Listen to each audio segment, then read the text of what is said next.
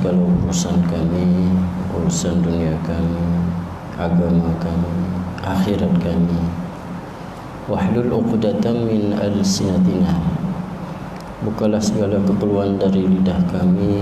Yafqahu aqwalana, jadilah kami saling memahami di antara kami. Subhanaka la ilma lana illa ma 'allamtana. Maha suci Engkau ya Allah daripada segala sifat kekurangan dan keaiban. Sesungguhnya kami tidak mengetahui sepatah apa jua sekalipun, melainkan apa yang telah Engkau ajarkan kepada kami. Innaka antal alimul hakim, sesungguhnya Engkau maha mengetahui lagi maha bijaksana. Allahumma rzuqna hubbak, ya Allah anugerahkan kami kasihkan kamu dengan sebenar-benar kasih. Wa hubba man yanfa'una hubbu indak, dan kasihkan orang yang mengasihi kami, yang mana kasih sayang mereka memberi manfaat pada kami di sisi kamu ya Allah. Waj'alna mahbuban fil alamin, jadilah kami disenangi sekalian alam. Linalan, untuk kami mencapai assalamah, keselamatan, wal afiyah, kesejahteraan, wal amn, keamanan, wal istiqrar, keharmonian, wal itminan, kedamaian. Li husni ibadatik, semata-mata untuk kami beribadah padamu yang terbaik dan selesa ya Allah. Amma ba'd, yang saya muliakan Tuan Imam dan pihak pengurusan Masjid Kampung Hulu, Masjid Kampung Rinci Hulu, dan seluruh warganya. Assalamualaikum warahmatullahi wabarakatuh. Baik, alhamdulillah rabbil alamin, segala puji milik Allah, Tuhan pentadbir sekalian alam. Alhamdulillah ya Allah di atas segala nikmat yang telah Engkau berikan kepada kami semua ya Allah. Alhamdulillah. Seandainya kita hitung nikmat yang Allah berikan kepada kita, nescaya kita tidak terhitung. Wa in ta'uddu ni'matallahi la tuhsuha, sekiranya kamu menghitung nikmat yang Allah berikan, nescaya tidak terhitung. Dan sabda Rasulullah sallallahu alaihi wasallam yang berbunyi, man salaka tariqan yaltamisu bihi ilma sahalallahu bihi tariqan ila jannah. Siapa yang bergerak meneroka satu jalan, mempunyai jalan, itu mempunyai ilmu pengetahuan tentang agama, maka sebab tersebut Allah memudahkan laluannya ke syurga. Baik, alhamdulillah tuan-tuan dan puan-puan, setelah Allah uji kita dengan duduk di rumah, dan sekarang boleh bergerak buat persyarat atau apa pemulihan dengan SOP-nya. Alhamdulillah tuan-tuan dan puan-puan, dan Allah selamatkan kita daripada ujian itu. Ya, ada sebahagian saudara mara kita ya, atau kenalan kita ataupun yang kita dengar, maka mereka menerima musibah itu. Dan semoga Allah ringankan dan Allah hilangkan musibah COVID-19 ini daripada negara kita dan seluruh alam insya-Allah. Baik tuan-tuan dan puan-puan, perkongsian kita adalah berasalnya daripada surah pilihan. Ya, saya ulang secara ringkas supaya nampak perjalanan perbincangan kita, iaitu surah Al-Asr. Selepas itu kita pilih, kita teroka apa khazanah-khazanah yang ada yang kita boleh kongsi. Kita cuba tengok, cuba kongsi setiap kalimah ataupun setiap perkataan yang disebutkan. Baik, kita ulang secara umum. A'udzubillahi minasyaitonirrajim. Aku berlindung dengan Allah daripada syaitan yang direjam. Bismillahirrahmanirrahim, dengan nama Allah yang Maha Pemurah lagi Maha Penyayang. Wal 'asr, demi masa, yakni demi umur, demi waktu yang berjalan ini, demi hayat kita.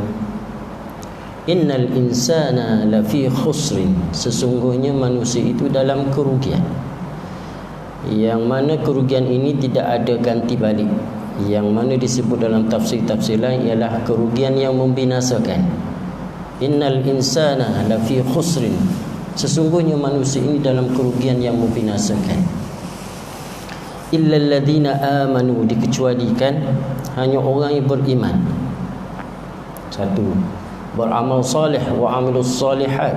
Dua, wa tawasau bil haq, berpesan dengan kebenaran. Tiga, wa tawasau bis sabr, dan berpesan dengan kesabaran. Empat, Umumnya 4 golongan ini ataupun yang bersambung, beriman, beramal soleh, berpesan dengan kebaikan, kebenaran dan berpesan dengan kesabaran. Hanya orang ini saja yang dikecualikan daripada golongan orang yang binasa.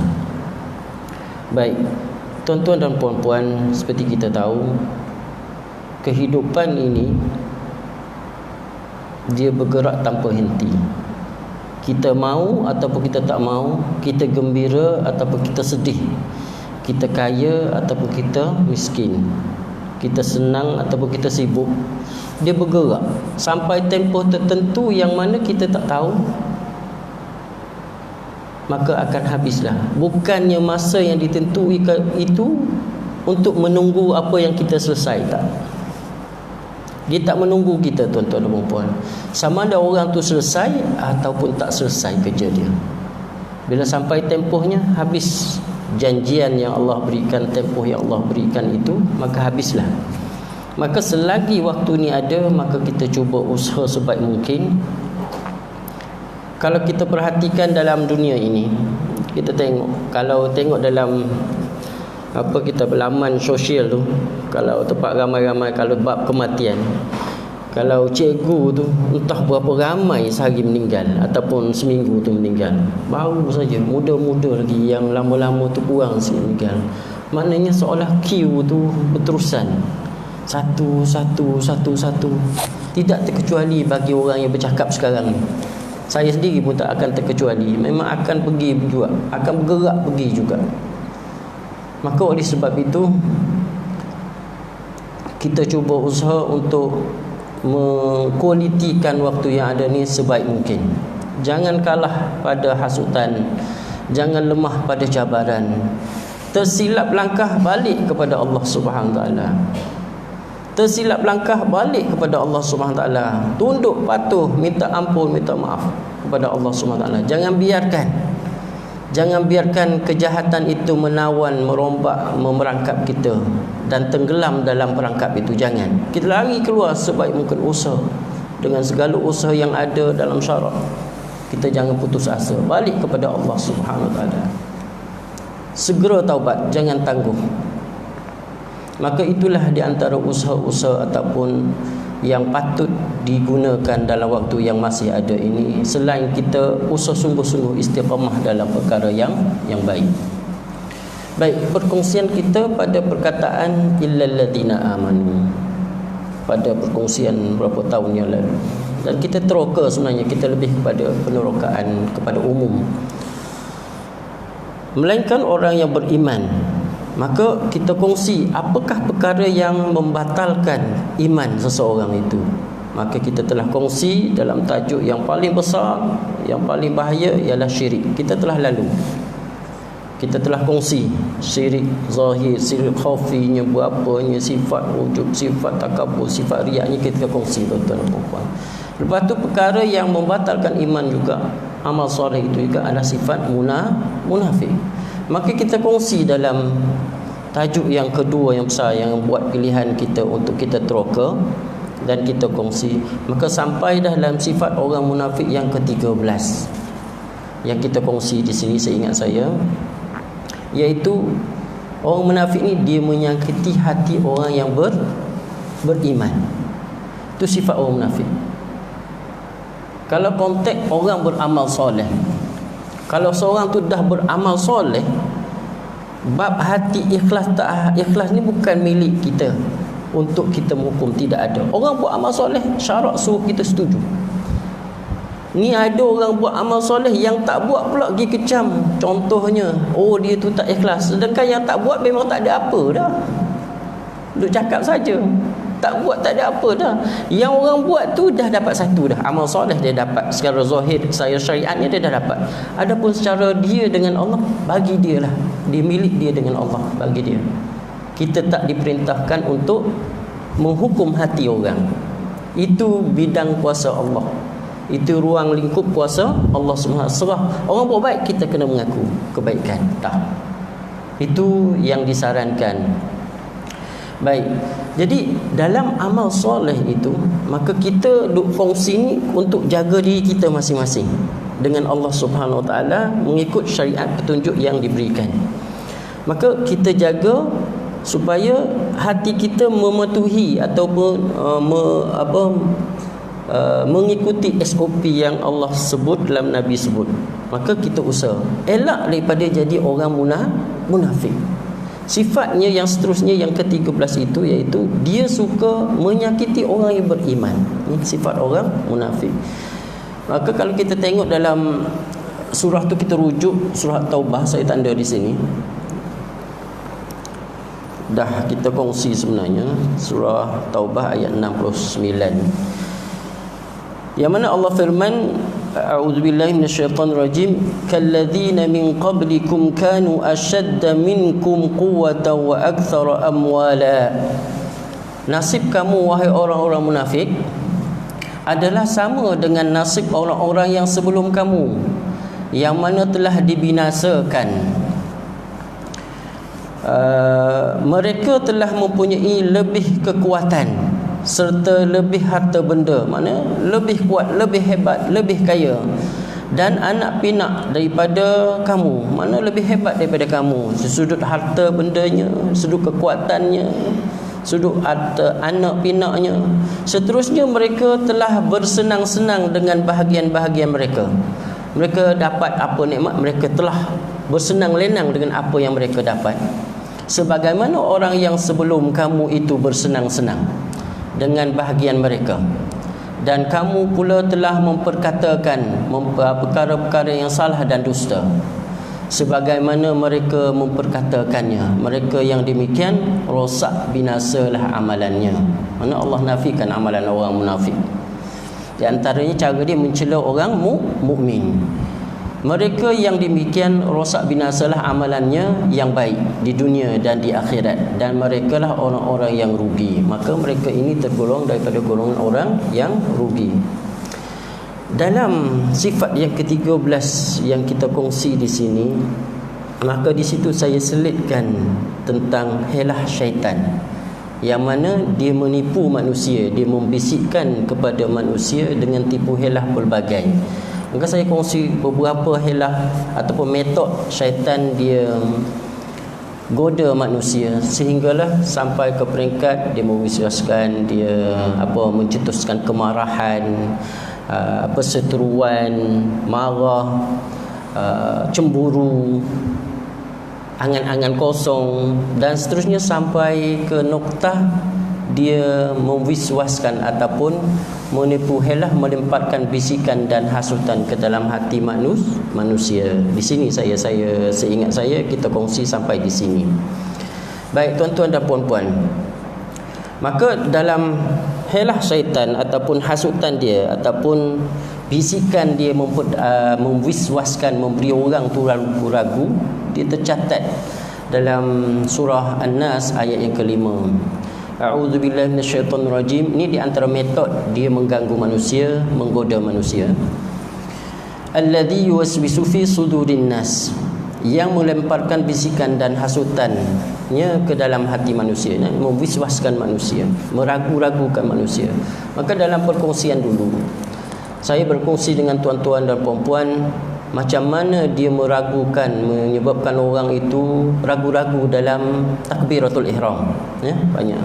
Ataupun dia mewiswaskan, menjadikan orang tu ragu-ragu, teragak-agak dalam mengambil air semayang, sah tak sah, najis tak najis, Jadi di situ kita telah kongsikan yang mana kalau kita nak pastikan benda tu najis ke tak najis, air itu, kawasan tu, 3 perkara lah yang kita perlu tengok, mana kita perlu tahu tentang ilmu fiqh. Yang pertama, kita nampak, kita dapat rasa, kita dapat tengok warna, dan kita dapat bau dia. 3 sifat najis ni. 3 sifat najis: rasa, bau dan warna.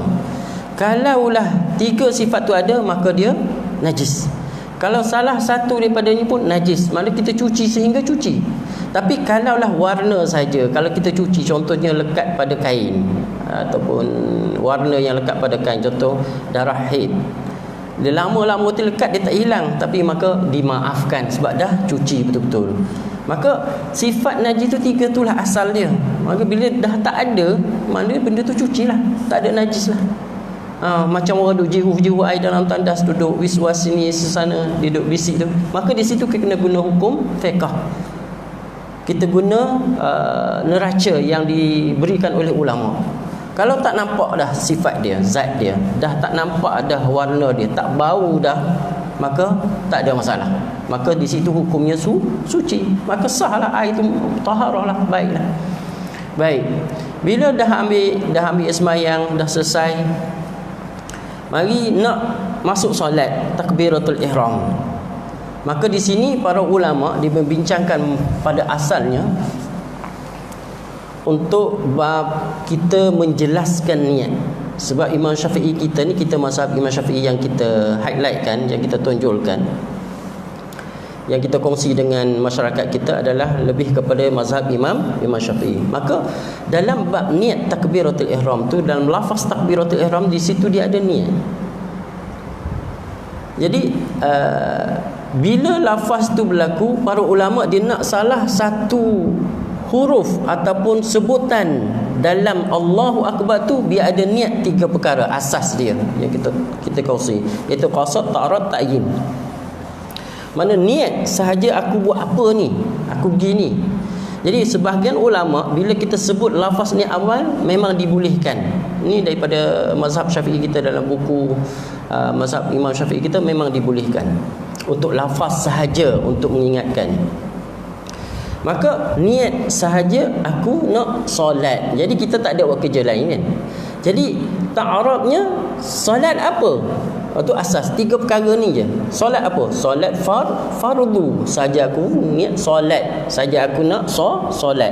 Dengan sengaja. Sebab ada orang buat dengan tak sengaja. Bangun tidur jalan-jalan, dia boleh buat amal ibadat. Yang tu ngigau. Tak dikira amalan ibadat, tak dikira. Jadi dia buat tu kena sedar. Maknanya dia tahu. Oleh sebab tu kena qasad. Kena jelas nawaitu tu. Lepas tu dia kena ta'arud. Maknanya kena jelaskan, bentangkan apa yang dia nak solat tu. Solat apa? Maknanya kita nak solat.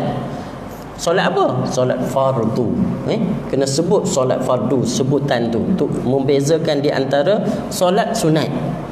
Lepas tu kita sebut zuhur ke maghrib, ta'yin, nak jelaskan, nak tentukan tu. Maknanya kita tentukanlah isyak, waktu isyak. Maka 3 ni.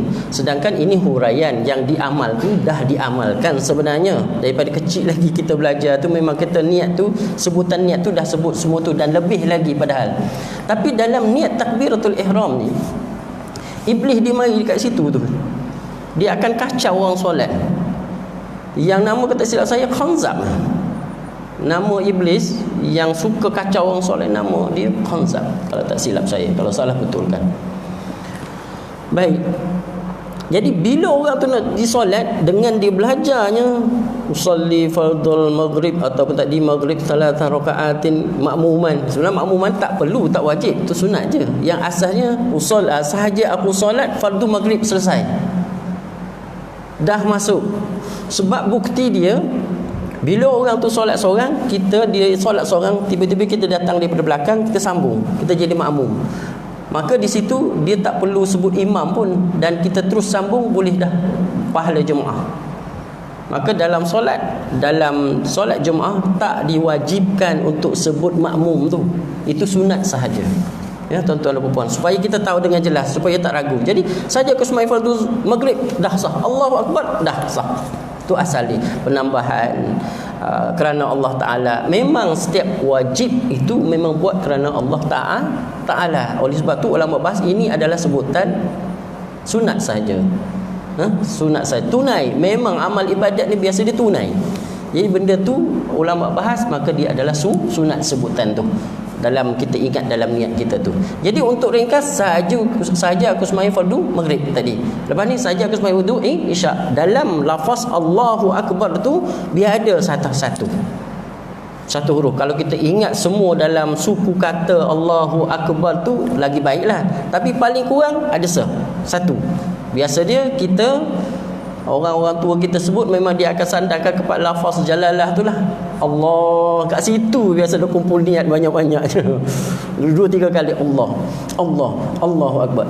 Tapi bagi orang wiswas, tuan-tuan dan puan-puan, bagi orang wiswas, Dia tak perlu nak niat panjang-panjang. Dia sebut dia Allahu Akbar, dia nak tahu dia pergi solat Allahu Akbar, bagi sebut Allahu Akbar dah sah dah. Ulama bagi sah dah.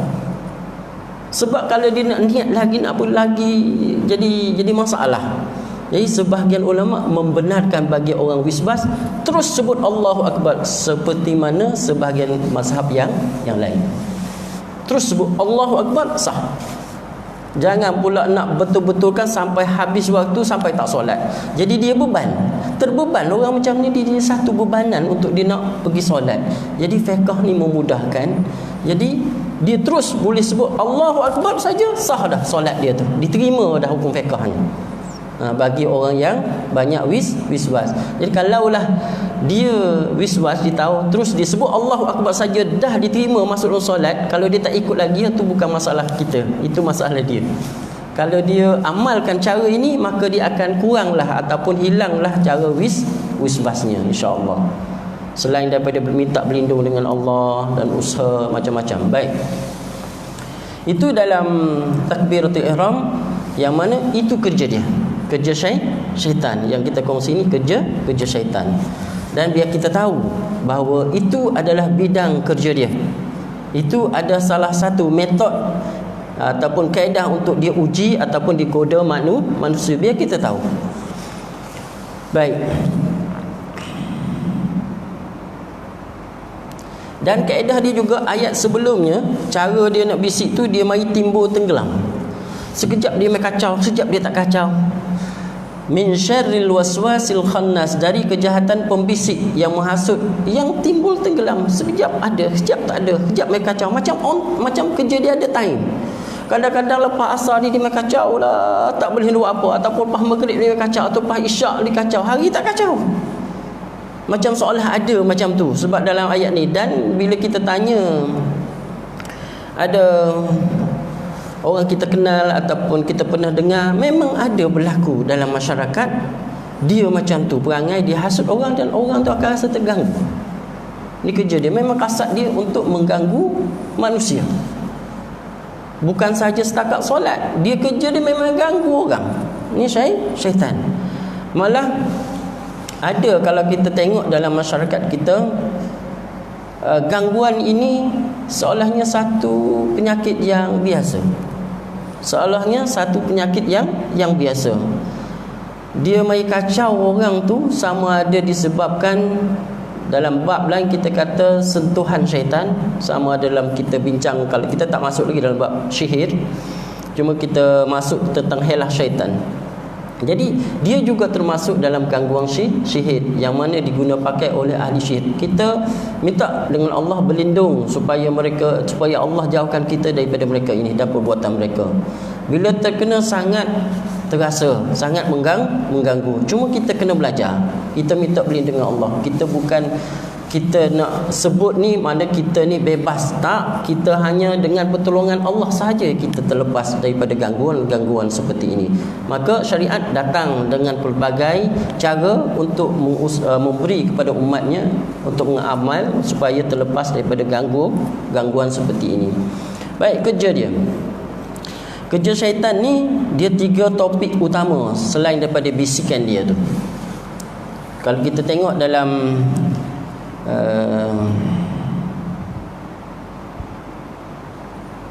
dalam hadis yang diriwayatkan oleh Imam Ahmad, yang mana lafaznya pelbagai tapi dihimpunkan dalam satu lafaz, a'udzubillahi minasyaitonirrajim min hamzihi wa nafthihi wa nafthihi. Jadi Nabi diriwayatkan bila beliau nak solat, nak baca Fatihah, beliau baca isti'adzah dulu. Dan ada riwayat yang menunjukkan a'udzubillahi samii'il alimi minasyaitonir rajim.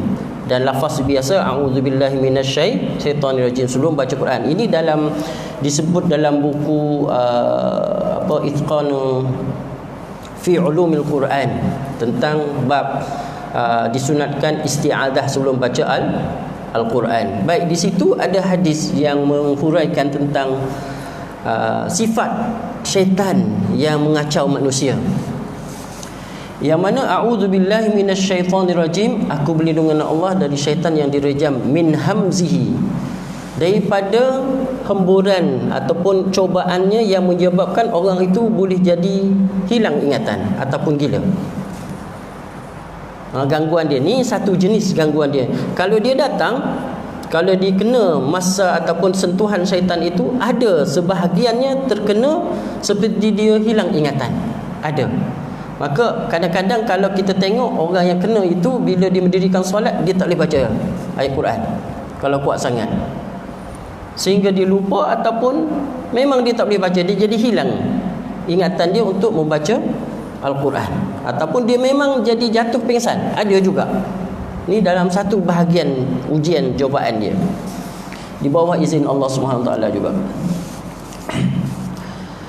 Wa nafkhihi, mana dia akan bisikkan, dia akan uji secara bagi orang tu rasa hebat, rasa takabur. Masuk syirik juga. Jadi sifat takabur ni yang kita tahu adalah sifat syirik. Kalau kita tengok dalam hadis yang lalu yang kita kongsi dulu, yang mana syirik khafi, iaitu di antaranya adalah sifat takabur, induk dia. La yadkhulul jannata man kana fi qalbihi mithqala dzarratin minal kibr. Tidak akan masuk syurga seseorang itu kalaulah dalam hatinya ada perasaan takabur sebesar biji sawi. Tak masuk syurga. Maka hasutan nak bagi orang tu buat amalan baik ke, dalam keadaan dia nak baca Quran ke, dia nak ibadat ke, dia akan hemburkan supaya rasa dia tu hebat. Rasa hebat, takabur. Jadi itu bisikan, jenis-jenis bisikan dia, jenis-jenis hasutan yang dimainkan oleh iblis, tajuk yang kedua ini. Maka kalau kita tengok dan kita kongsi dengan tuan-tuan dan puan-puan masa dulu, apa karenah, apakah hasil orang yang takabur ini, dan kita huraikan di antaranya bahaya, dapat siksaan, masuk neraka, putus rahmat Allah, tak dapat, Allah tak sayang, tak diterima kebaikan, dan amalan itu tak terima. Dan satu lagi yang mungkin saya boleh kongsi di sini tentang bahayanya orang takabur sekiranya dia termakan dengan bisikan-bisikan syaitan tersebut. Yang kita boleh kongsi adalah daripada hadis rawahu Tirmizi an Abdullah bin Amru qala Rasulullah sallallahu alaihi wasallam yuhsyarul mutakabbiruna yawmal qiyamati amsal adh-dharr fi suwaril rijal yaghshahum dhullu min kulli makan yusaquna ila sijni fi jahannam yuqalu lahu bulas am baulas ta'luhum narul anyar yasqawna min usarati ahli an-nar tinatil khabal. Lebih kurang maksudnya daripada Abdullah bin Amru, dia berkata bahawasanya Rasulullah SAW bersabda, yuhsyarul mutakabbirun, pada hari akhirat itu orang yang mutakabbir, orang takabur itu dihimpunkan amsal dzarri, seumpama atom ataupun semut yang kepala merah. Ini dua tafsiran para ulama hadis. Mana sekecil yang rupanya suar rijal. Kalau kita tengok dalam kisah dalam TV supaya kita boleh nampak saiz kecil dalam lautan tu, dia panggil Clinton kan. Ada cerita kartun-kartun tu Clinton dia saiz kecil dalam lautan tu. Jadi ni ibarat kehinaan yang diterima oleh orang bersifat takabur itu sangat dahsyat di hari akhirat. Yang mana Allah bayangkan, Nabi bayangkan dalam hadis ini bahawa mereka diselubungi oleh kejahatan di setiap tempat, setiap sudut. Yaushahumul dhullu min kulli makan. Semua kejahatan mereka, contoh umpama mereka ni sekecil semut. Orang duduk tengah berjalan, tersepak tak apa, tahan nak lari tuan-tuan dan puan-puan di padang mahsyar, dipijak rupa manusia, dipijak tahan nak lari, dan mereka diselubungi oleh kehinaan, kesusahan sekeliling sudut, setiap keadaan. Ini pembayangan bahawa dahsyatnya siksaan mereka di hari akhirat. Belum lagi nak masuk neraka, tapi di padang mahsyar dah mereka rasa tersiksa. Ini kesan daripada termakan bisikan syaitan dalam bab takabur. Yaghshahumudzul, mereka diselubungi, dikelilingi, diliputi oleh kehinaan min kulli makan, dari setiap sudut. Dari setengahnya mentafsirkan mereka itu yusaquna ila sijn, mereka diheret. Maka setengah riwayat tafsiran ulama dia kata mereka diheret dengan pipi mereka rapat dengan tanah, pipi dengan muka diheret ke bawah, muka mereka diheret rapat dengan tanah, untuk memberi mereka kesusahan, keseksaan disebabkan mereka takabur dengan Allah Subhanahu wa taala. Yusaquna ila sijni fi jahannam, mereka diheret secara hina, diambil secara hina, diheret ke neraka. Di sana ada penjara dalam neraka yang dinamakan bulas ataupun baulas, dua istilah dalam hadis, yang mana mereka itu akan dibakar, dijulang oleh api, dibakar dalam api yang menjulang. Kenapa istilah narul anyar, api dan api-api? Jadi para ulama boleh membayangkan bahawasanya siksaan api neraka tu dah panas, tapi ada lagi api yang lebih panas dalam neraka. Kalau kita tengok dalam dunia ini, yang mana kisah api asalnya boleh turun kat dunia ini dalam hadis, maka dibawa oleh malaikat satu cebis api neraka, maka diletakkan, maka semuanya tembus. Akhirnya bahang api itu sahaja yang kekal di dunia ini, dan api asal itu dibawa balik kepada neraka. Kalau kita tengok api dapur kita zaman dulu, mungkin kayu, guna kayu, tuan-tuan dan puan-puan, terbakar api, kita nampak merah tu dah panas. Tapi kalau zaman kemudian sikit ada gas, ada warna biru, ada kuning, lagi warna berlainan, saya tak tahu kadar yang mana lebih panas, tapi warna berbeza tu, kadar panasnya berbeza-beza. Ini api di dunia, tuan-tuan dan puan-puan, berbezanya kepanasan di antara satu jenis api dengan jenis api yang lain. Maka dikatakan dalam hadis yang memberi maksud bahawasanya api di dunia ini lebih ringan, ataupun api di akhirat itu lebih berat daripada api dunia ini 70 kali ganda. Bayangkan. Maka di dalam api neraka pun dia ada level dia. Ada yang panas, ada yang lagi yang lebih panas. Dia kata macam mana api dengan api sakit? Ada apa soal jawab oleh ahli etis kepada Imam Hanafi, tersilap saya. Lalu Imam Hanafi datang-datang, dia pun pukul muka orang tu. Dia tampal itu. Tampal. Sebab dia tanya soalan macam tu, macam mana Allah boleh seksa, boleh bakar, api dengan api boleh sakit? Dia heran. Maka Imam Hanafi pun dimari tampar orang tu, maka orang tu rasa sakit. Maka dia jawab secara falsafah balik, ini tanah dengan tanah kamu rasa sakit tak? Asal tanah, betul tak manusia ni? Ini tanah dengan tanah rasa sakit tak dia tampar? Maka sakit juga. Jadi Allah Maha berkuasa, dia boleh memberi kesakitan api dengan api sekalipun. Itu bukti secara mantik, secara akal yang diberikan oleh para ulama. Baik tuan-tuan dan puan-puan, maka sifat takabur ini diseksa dengan seberat-berat seksaan di akhirat, dimasukkan dalam penjara yang mana khusus bagi orang yang takabur dan amal yang jahat, yang sangat jahat. Maka ditarik, dimasukkan dalam api neraka. Yusqauna min usarati ahli nar, maka mereka diberi makan, dimasukkan dalam usarah ni, boleh kata kita sebut cara ringkas untuk mudah fahamnya, dia seperti darah, nanah dan muntah, lebih kuranglah macam tu. Air ataupun lendir yang macam tu diberi makan kepada orang, ditenggelamkan orang takabur dalam keadaan itu, dalam suasana tersebut. Jadi itulah pembayangan ataupun perumpamaan yang diberikan oleh Rasulullah SAW, betapa hinanya, betapa seksanya orang yang bersifat takabur di dunia ini. Maka salah satu daripada jenis hasutan wiswas syaitan itu, ataupun jenis metod dia menghasut manusia dalam induk, memberi manusia rasa takabur. Dia akan mencetuskan rasa takabur dalam diri manusia. Baik, di antara cara hasutan dia yang lain,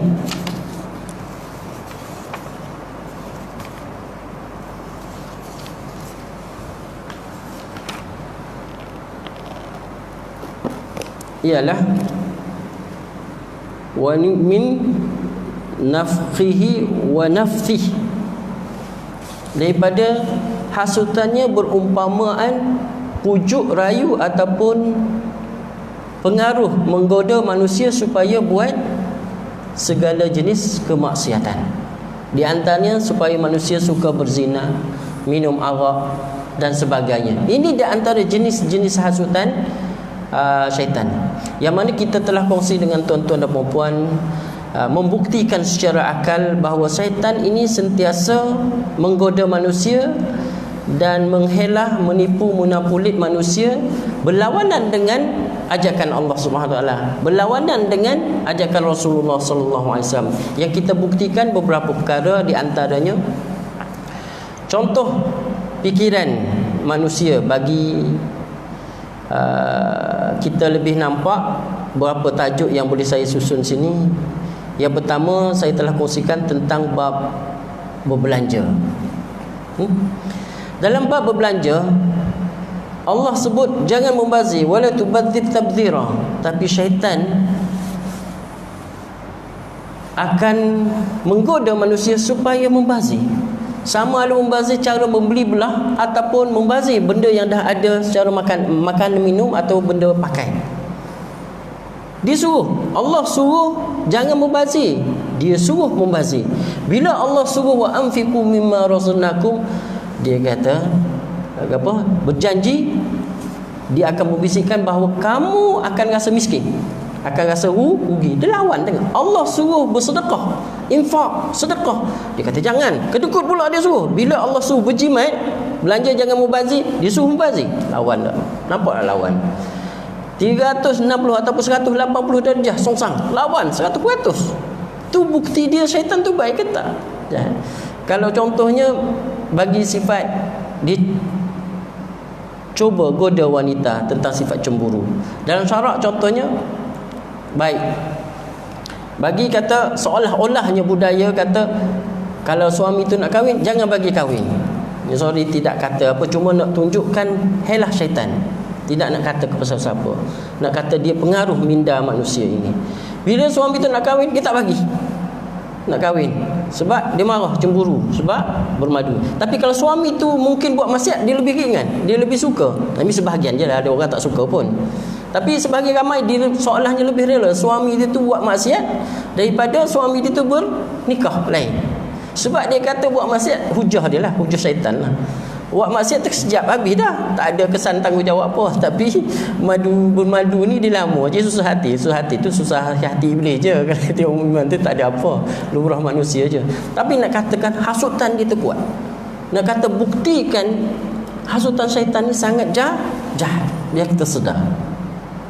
Jadi itulah di antara bukti-bukti bahawa syaitan ni sentiasa menggoda manusia, berlawanan dengan apa yang Allah suruh, berlawanan dengan apa Nabi suruh. Dan di antara hasutannya juga macam kita sebut segala jenis maksiat, dan dia memaniskan segala maksiat. Tapi bila orang tu melakukan segala maksiat itu, dia akan rasa menyesal. Tapi nak begitu gembira, dah buat menyesal. Tapi benda baik nak pergi susah, dah buat gembira. Balik itu bukti daripada perbandingan di antara dia lawan dengan apa yang Allah suruh syaitan ini. Maka rasa setakat itu dulu, nanti kita sambung lain kali lagi. Semoga bermanfaat ya tuan-tuan dan puan-puan. Wabillahi taufiq wal hidayah. Wassalamualaikum warahmatullahi wabarakatuh.